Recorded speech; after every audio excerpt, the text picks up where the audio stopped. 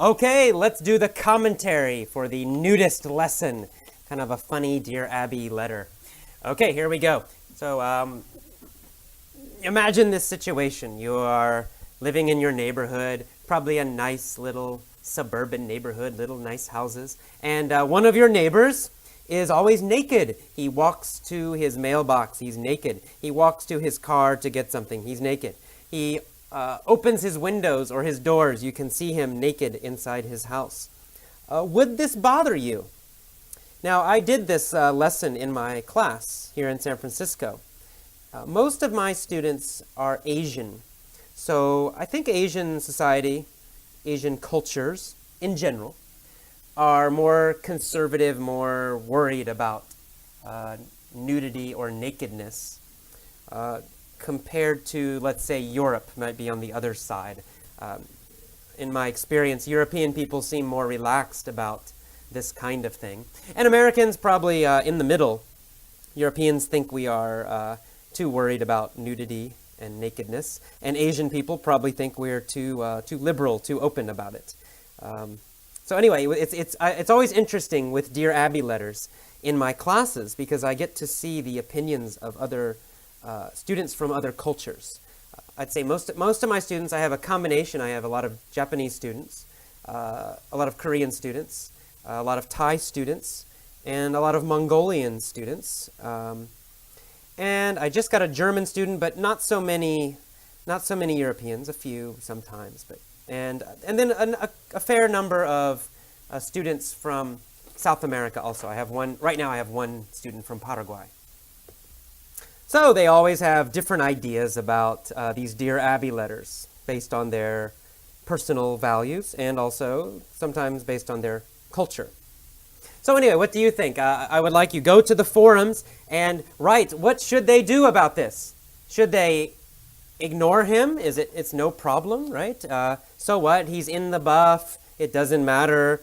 The human body is natural. Why should we worry if the man is in the buff? So maybe they should not worry about this fella, right? Not worry about this guy just because he's in the buff. So what? They feel a little unsettled. They feel a little upset, but not much. So maybe it's not a big problem. Especially in this city, it's not against the law. It's not illegal. Or maybe you have another idea. Maybe you think that, oh wow, this is terrible, right? So in my class, some people mention children. What if children in the neighborhood see this man naked? Maybe this man has some weird problem. Why does he want people to see him naked all the time? Why is he doing this? Why does he want that attention? Maybe he has some kind of strange problem. Is he wanting women to look at him, or what is it? So other people in my class, thought it was definitely a problem and that the neighbors should do something. So, I guess you might have other ideas. Maybe you think it's a problem, maybe you don't. But anyway, go to the forums and write your opinion. What do you think should be done in this situation? Now, if you want to talk about a more serious topic, this is kind of a funny article, obviously, not so serious. But there is another serious issue which is connected to this, I think.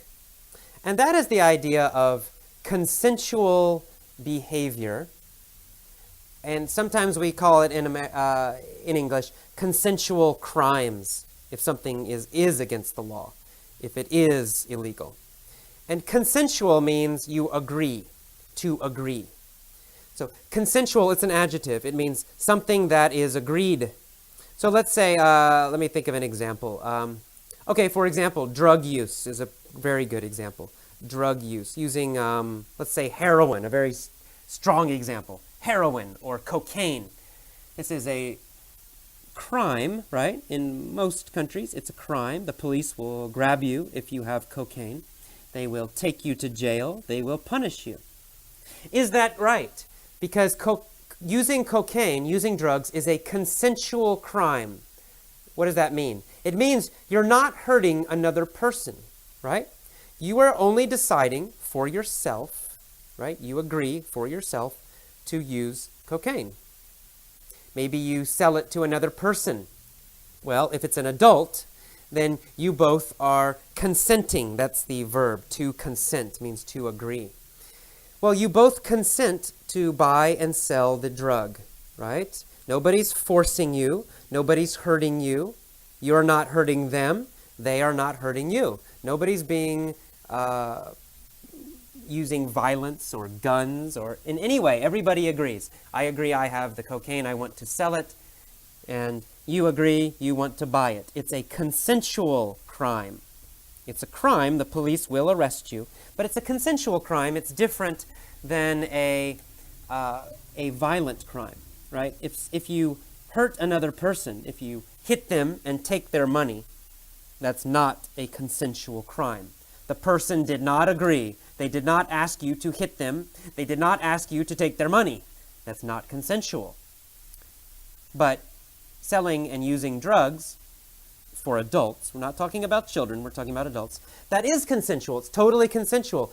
So a lot of people in America, especially in the United States, they think, well, we should not punish consensual crimes.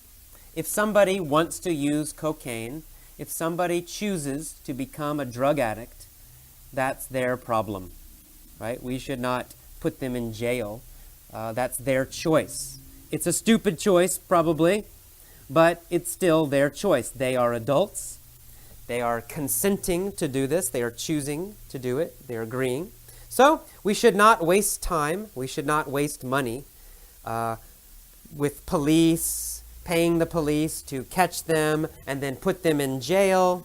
In jail, we spend a lot of money. We have to pay for their food. We have to pay for the building.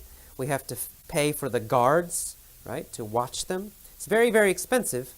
So some people in the United States say, look, forget consensual crimes. We should not worry about consensual crimes. We should focus only on violent crimes or direct crimes. So if you steal someone's money, maybe it's not violent. Maybe you don't hurt them. You secretly take their money. But still, there was no consent. It's not consensual. They did not agree. They did not ask you, okay, please take my money.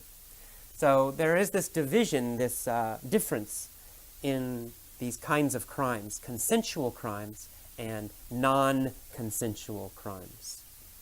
Do you agree with this idea? Do you think that more focus, more attention, more money, more energy should be focused on direct crimes, non-consensual crimes, and less money, less time, less energy on consensual crimes? For example, drugs, for example, sexual crimes, like prostitution, things like that. Things that both people agree to do what they're doing. Anyway, it's a very interesting idea. Different countries have different ideas about this. A few countries in Europe also have this idea. I think Amsterdam is the most famous example. I think Portugal and even England to some degree, somewhat, have this idea, especially about what they call soft drugs like marijuana, alcohol, tobacco. They don't worry about these. These are consensual crimes. They don't worry too much about them. Same with prostitution. If a woman chooses to take money for sex, they don't worry about it. Both people are agreeing. They don't care so much. They focus more on violent crimes and direct crimes. But I know that, living in a country like Thailand, I live there in Asia, it's quite different. There and in Japan and other countries, the idea is more of, everybody must follow the same rules, and society will be damaged and destroyed if we let people choose these bad things. We cannot let people make bad choices. That's another idea. I guess that's the idea of... So I guess we have two ideas. One is the government should be a parent, and the citizens are like children. So we must not let them make bad choices. And then another model, another idea, is that the government is a collection of citizens, and individual citizens are adults and can make their own decisions.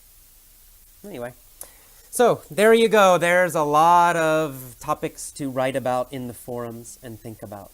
We have the basic issue of the man in the buff, the neighbor. We have the idea of consensual crimes and non-consensual crimes, right? Things that people choose freely and things that are not chosen. And then we have this idea of government, government as parent or government as servant, serving the people.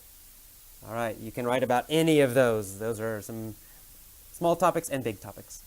Okay, well, I'll see you next time. Bye-bye.